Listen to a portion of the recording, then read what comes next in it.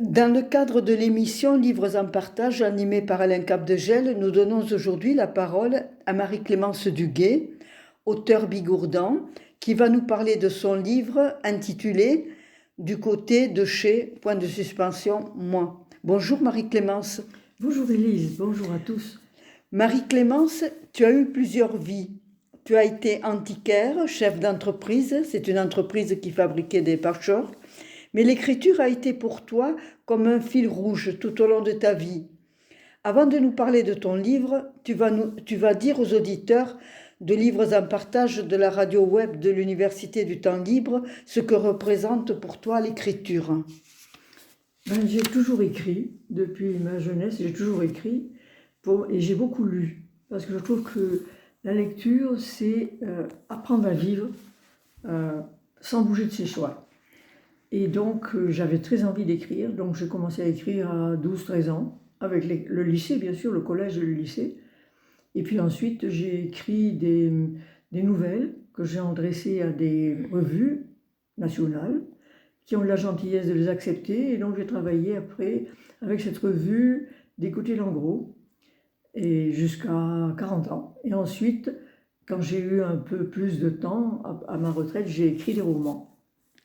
Oui, mais il y a eu un événement dans ta vie qui t'a vraiment montré l'importance de l'écriture. Tu as eu un grave accident qui a... Oui, c'est vrai que disons, débloqué parce que j'ai été sur une planche et à 20 ans, si on est sur une planche, la tête qui marche, c'était ou exploser ou bien ne plus pouvoir continuer. Donc j'ai commencé à inventer des histoires et j'ai commencé à écrire à ce moment-là.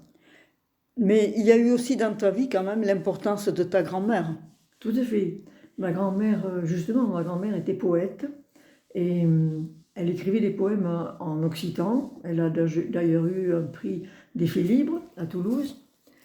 Et donc, elle me récitait ses poèmes quand elle en avait trouvé un, même si je ne comprenais pas tout. Ça me faisait beaucoup de plaisir d'entendre des mots, la chanson des mots.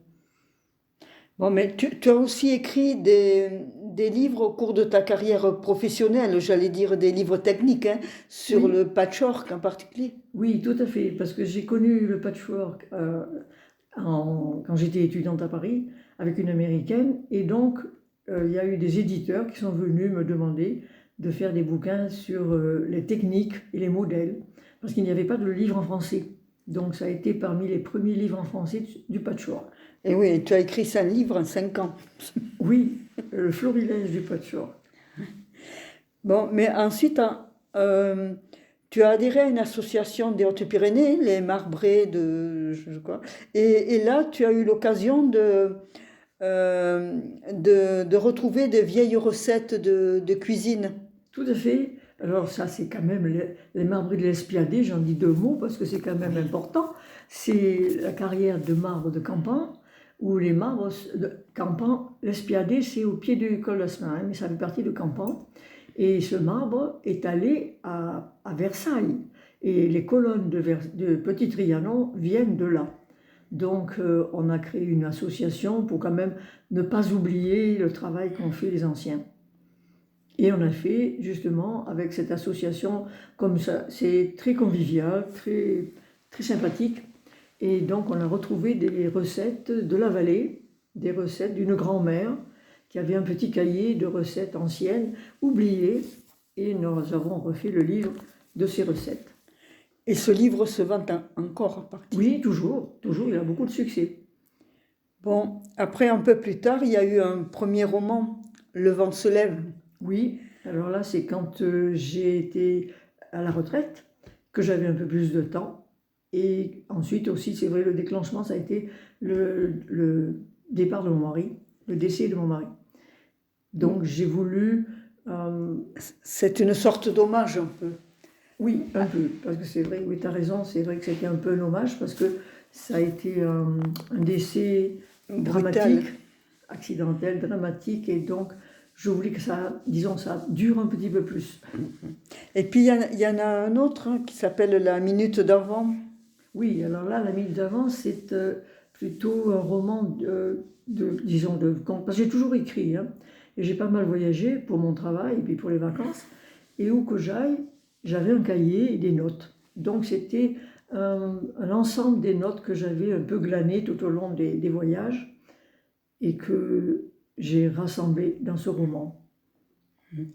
Il y a eu aussi un livre collectif sur l'Algérie, puisque ta famille a vécu en Algérie. Ma mère était d'Algérie. Toute la famille de ma mère était d'Algérie de 3 générations, dans le bled. Ils étaient instituteurs. Ils étaient partis en 1878 exactement, dans le bled. Bon, maintenant nous allons parler du livre qui nous intéresse, c'est Du côté de chez moi. Alors, ce livre est magistralement préfacé par Guy Cassagnier, qui est un de tes compatriotes de Vic, avec qui tu as fait toute ta scolarité. Oui, Il a été conservateur des antiquités et œuvres d'art du 65. Alors, il décrit la maison dont tu vas parler dont tu parles dans le livre, je cite. Quant à la maison, elle mérite bien les majuscules.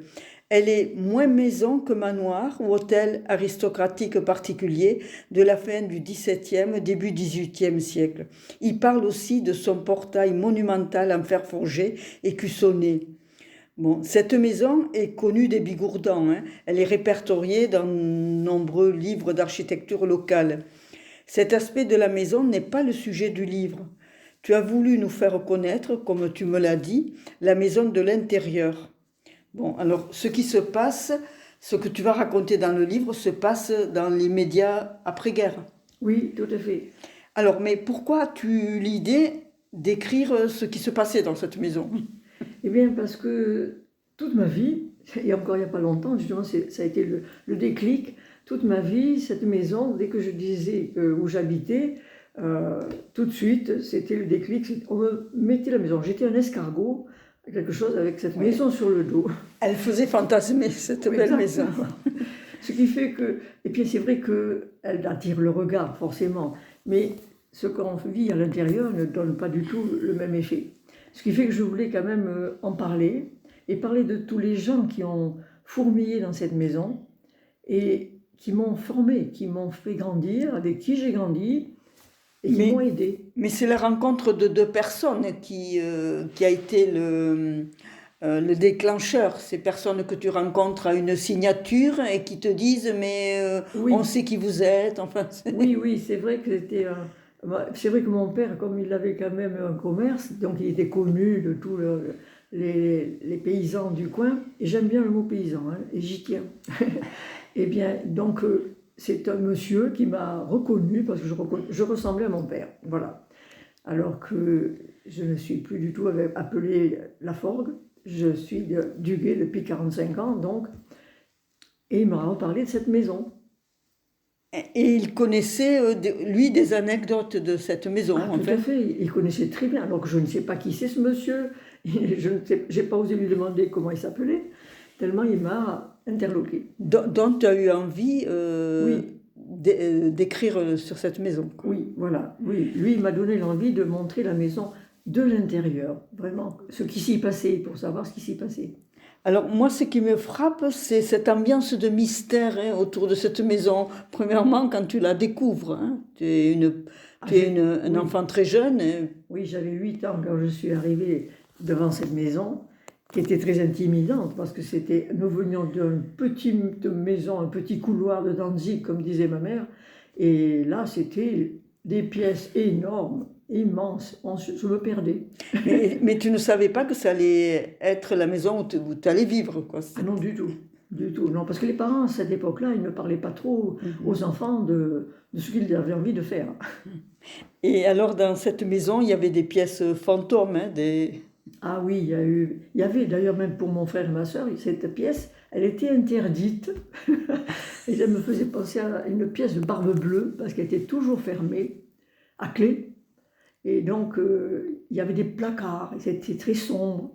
Et quand je voulais quelque chose qui était soi-disant dans cette pièce, il fallait que je sois accompagnée. Je n'y allais jamais seule. C'était très bizarre. Il y avait un souterrain aussi. Oui. Alors là, historiquement, Guy Cassini doit sûrement en retrouverait la source, parce que récemment, la mairie de Vic a refait le pont entre l'église et puis le quartier de ma maison, et ils ont retrouvé un souterrain. Et il y a en effet, sous l'escalier, un grand escalier de la maison, il y a un départ, ce qu'on disait un départ de souterrain. Mais enfin, on n'a jamais creusé plus loin. Oui, il y avait aussi le secret de Léa. Ah, mais comme toute famille, dans chaque famille, il y a toujours un secret, parce que, enfin, j'étais gamine, donc je devinais beaucoup de choses. Ce n'est que plus tard que j'ai appris vraiment le secret de Léa. Ouais. Bon, il y a un chapitre qui s'appelle l'équipage. Et moi, il m'a beaucoup intéressée parce qu'on trouve des personnes diverses et de caractère, de nationalité. Et tu me disais que tu étais une enfant seule, mais pas solitaire à cause de ça. Peux-tu nous parler un peu de ces personnages qui... Ben oui, c'est eux qui m'ont aidé à grandir, hein, parce que c'est vrai que ce qui m'a interrogé justement, que ce monsieur que j'ai rencontré, que je ne connais pas, qui m'a fait poser des questions, c'est que à cette époque-là, je trouvais que c'était l'Europe. Il y avait l'Europe chez moi. On ne voyageait pas beaucoup parce que l'argent n'était pas pour partir en voyage. C'était pour le travail de mon père. Mais donc, il y avait des Espagnols qui étaient venus de la guerre d'Espagne. Il y avait des Italiens qui étaient venus aussi de la guerre. Il y avait un Allemand qui était un ancien prisonnier, un jeune prisonnier qui était resté, qui n'était jamais revenu chez lui. Et il y avait une dame d'Algérie que ma mère, enfin qui était revenue d'Algérie et qui travaillait avec ma mère. Donc pour moi, toutes ces personnes-là, c'était normal. C'était normal. Ils avaient des accents, ils avaient des allures différentes, mais pour moi, c'était normal. C'était le monde où je grandissais.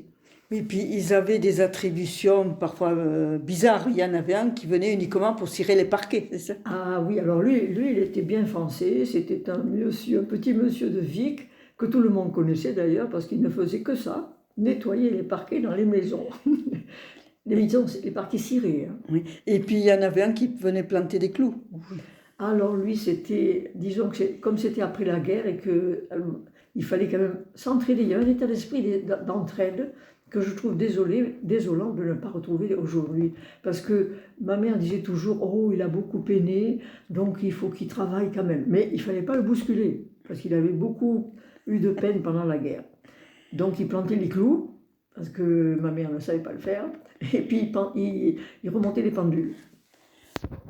Tu vas peut-être maintenant nous lire un chapitre, hein. J'ai beaucoup aimé Bobby. Ah oui, Bobby. Bobby, c'est un mystère, ça. Oui, une histoire. Je ne dis rien au départ, parce qu'il faut Non, un mystère voilà. aussi. Bobby, alors, je l'appelais Bobby. Bobby avec un I, à la française. Il avait mon âge, le même nombre d'années, c'est-à-dire pas beaucoup quand je l'ai vu auprès de moi pour la première fois. Il m'a donné envie de me tenir sur mes jambes.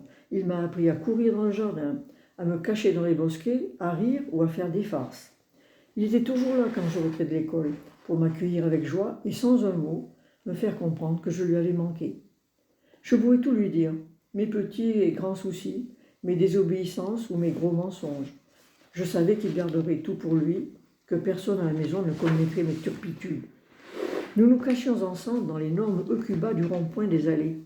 Blottis sous le feuillage dense, nous étions des témoins privilégiés de tous les allées et venues des habitants de la maison et de ses visiteurs. J'appris ainsi beaucoup de choses. Sans précepteur ni leçon, je compris que les phrases les plus importantes se disent souvent sur le bas du perron, que les ententes et les secrets se lient par gestes furtifs loin des groupes, que des personnages en public, distants ou indifférents entre eux, se chuchotent avec complicité une fois à l'abri des regards. Cachés dans notre verdure, Bobby et moi, sans un mot, savourions notre poste avancé. Évidemment, cette place stratégique dans les branchages requérait un volume limité pour les occupants. Ainsi, en grandissant, Bobby et moi avons dû trouver d'autres jeux, plus remuants et moins instructifs sur l'espèce humaine. M'intéressant en vieillissant aux plantes et au jardinage, Bobby là aussi m'aida beaucoup. Quand la position d'une fleur ou arbuste était décidée, je l'appelais. Et lui pointant du doigt l'emplacement, je n'avais qu'à dire « Cherche, le rat ».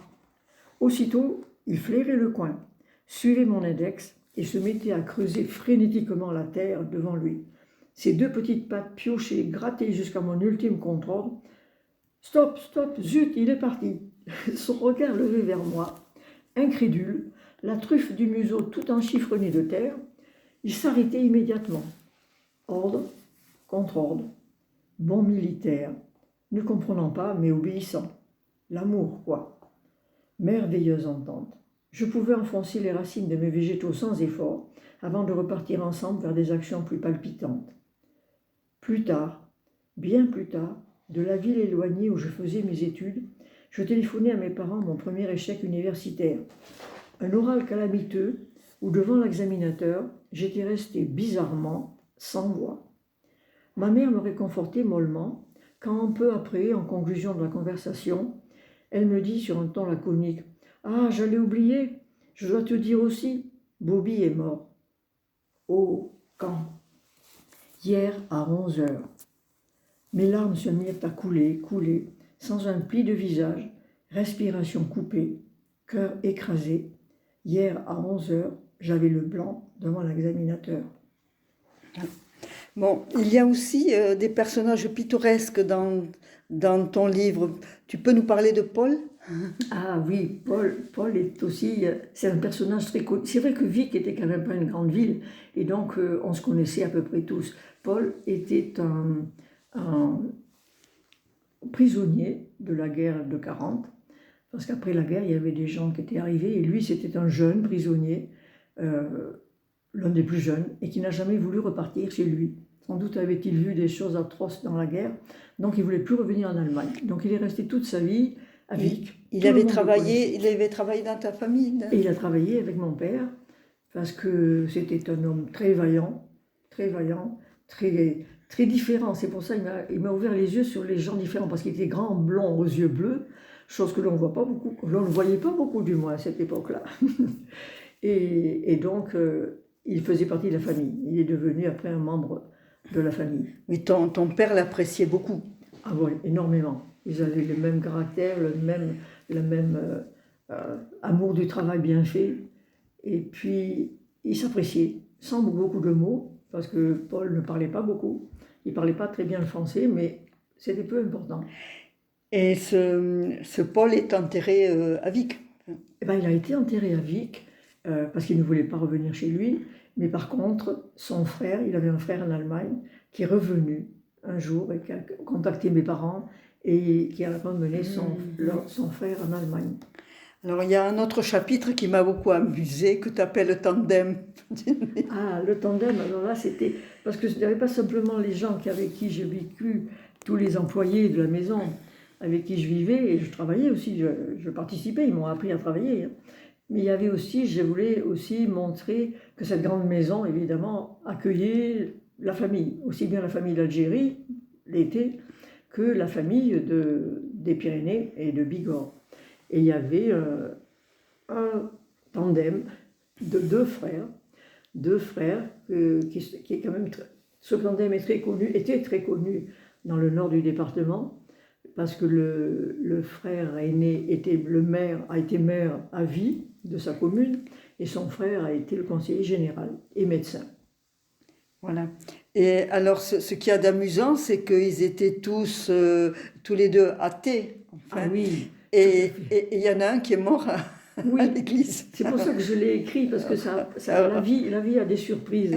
Parce que sa mère, la mère de ces deux messieurs, que je connaissais, c'était mes oncles, et ces messieurs étaient... alors, la maman avait choisi les prénoms en fonction des vitraux de l'église. Mais elle était athée, elle était férocement contre les curés, et il était radical socialiste et franc-maçon, comme à l'époque. Oui, et alors ils étaient à l'église pour étudier des travaux à faire, c'est ça, oui. Avec le curé? Oui, parce qu'il y avait le toit qui s'était envolé, et donc il pleuvait dans l'église, et ça abîmait quand même l'église. Alors ce n'était pas un monument, je ne dirais pas où il allait cette église, mais ce n'était pas un monument historique Oui, mais enfin, le curé voulait qu'on la remarquable. répare. Mais il fallait quand même réparer parce qu'il pleuvait sur les fidèles. Oui. Et alors, celui qui est Et médecin voilà. Et s'est écroulé, quoi. s'est écroué parce qu'il avait du diabète et puis il faisait très chaud. Et il était tombé donc sur le pavé de l'église. Mais comme c'était le médecin du village, il n'y en avait pas, il fallait en chercher un autre. Et ça a mis du temps. Et son frère est parti en chercher, mais le curé est resté avec lui. Et le pauvre oncle, il est mort avec la main du curé et sous son vitrail. C'est ben, c'est assez pittoresque, quoi. Mais c'est réel, c'est une histoire qui C'est s'est déroulée réel. exactement comme ça. Bon, merci Marie-Clémence de nous avoir parlé avec autant d'enthousiasme de ton livre dans lequel tu as su décrire tes impressions d'enfant. Guy Cassagné, lui encore, parle de ton style, tour à tour léger, ironique, malicieux, affectueux, qui peut parfois devenir expéditif, ferme face au mail d'aujourd'hui. Moi, personnellement, je m'y suis plongée avec nostalgie car il évoque un monde que je n'ai pas connu, mais qui a disparu, enfin que j'ai un peu connu, mais qui a disparu. Alors je rappelle ce livre, Du côté de chez moi, aux éditions Le Solitaire. Bon, alors Tarbes. pour notre plaisir, À Tarbes. à Le Tarbes, solitaire oui. est à Tarbes, l'éditeur Alors à pour Tarbes. notre plaisir, lis-nous encore un petit passage. Ah ben, avec plaisir, avec plaisir. Alors c'est musique. Où que tu ailles, quels que soient les pays que tu visiteras, tu reviendras toujours ici parce que les Pyrénées sont les plus belles. Ainsi fut le soir que me jeta ma grand-mère, un jour où de sa fenêtre, elle me décrivait la chaîne qui barrait l'horizon. Ma grand-mère avait des accointances avec les farfadets. Elle savait les reconnaître, elle parlait leur langue, elle écrivait des poèmes. Elle laissait tout en plan, la cuisine, le ménage ou les obligations, quand elle écrivait un poème. Rien ne l'atteignait plus. Elle était poète, mais ça ne se voyait pas. Avec ses yeux fripons, le sourire gourmand et l'esprit libertaire, on la pensait plus turbulente que contemplative. Couturière de formation, elle cousait les mots avec des fils d'or pour en faire des partitions musicales que n'importe qui pouvait entendre. Elle savait cueillir le rose des aubes printanières, le gris des hommes en attente ou le jaune des éblouissements amoureux. Elle glanait de ci, de là, un regard, un bruit, les mélangeait à son brouet habituel et me lisait le soir des phrases ondoyantes qui m'emportaient, éblouie sur leur rythme chantant. Bon. Merci encore Marie-Clémence. Merci à toi et merci à vous tous.